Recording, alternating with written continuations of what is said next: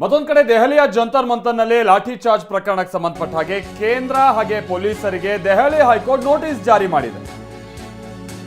ಲಾಠಿ charge ಬಗ್ಗೆ ತನಿಖೆ ನಡೆಸುವಂತೆ ಹೈಕೋರ್ಟ್ಗೆ ಒಂದು PIL ಸಲ್ಲಿಕೆ ಆಗಿತ್ತು. ವಿಚಾರಣೆ ನಡೆಸಿರುವ ದೆಹಲಿ ಹೈಕೋರ್ಟ್ನಿಂದ ನೋಟಿಸ್ ಜಾರಿಯಾಗಿದೆ. 4 ವಾರಗಳ ಒಳಗಾಗಿ ನೋಟಿಸ್ಗೆ ಉತ್ತರ ಕೊಡಬೇಕು. 4 ವಾರ ಟೈಮ್ ಕೊಟ್ಟಿದ್ದಾರೆ. ಸೊ ಪ್ರತಿವಾದಿಗಳಿಗೆ ನಿರ್ದೇಶನವನ್ನ ಕೊಟ್ಟಿದೆ ದೆಹಲಿ ಹೈಕೋರ್ಟ್. ನೋಡಿ, ಇವತ್ತು ಸುಪ್ರೀಂ ಕೋರ್ಟ್ ಅಲ್ಲಿ ಏನಾಗಿದೆ ಅಂದ್ರೆ ತ್ವರಿತವಾಗಿ ವಿಚಾರಣೆ ಮಾಡಿ ಬಹಳ ಪೊಲೀಸರನ್ನ ಅಲ್ಲಿ ಹೋಗಿ ಎನ್ಫೋರ್ಸ್ ಮಾಡ್ತಾ ಇದ್ದಾರೆ.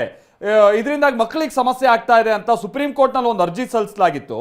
ಬಟ್ ಸುಪ್ರೀಂ ಕೋರ್ಟ್ ನಲ್ಲಿ ನ್ಯಾಯಮೂರ್ತಿಗಳು ಏನ್ ಹೇಳಿದ್ರು ಅಂತ ಅಂದ್ರೆ, ನಮಗ್ ಟೈಮ್ ಇಲ್ಲ, ನಿಮ್ ವಿಡಿಯೋ ನೋಡ್ತಾ ಕೂತ್ಕೊಳ್ಳಕ್ ನಮಗ್ ಟೈಮ್ ಇಲ್ಲ, ನೀವು ಆ ಥರ ಕಾಲಹರಣ ಮಾಡಬೇಡಿ ವಿಡಿಯೋ ನೋಡ್ತಾ. ಸೊ ಏನು ಅರ್ಜಿ ಸಲ್ಲಿಕೆ ಆಗಿದೆ ಅದನ್ನು ತ್ವರಿತವಾಗಿ ನಾವೆಲ್ಲ ಮಾಡೋಕ್ಕಾಗಲ್ಲ ಅಂತ ಹೇಳ್ಕೊಂಡು ಆ ರಿಕ್ವೆಸ್ಟನ್ನು ಇವತ್ತು ರಿಜೆಕ್ಟ್ ಮಾಡ್ತು ಯಾರು ಸುಪ್ರೀಂ ಕೋರ್ಟ್.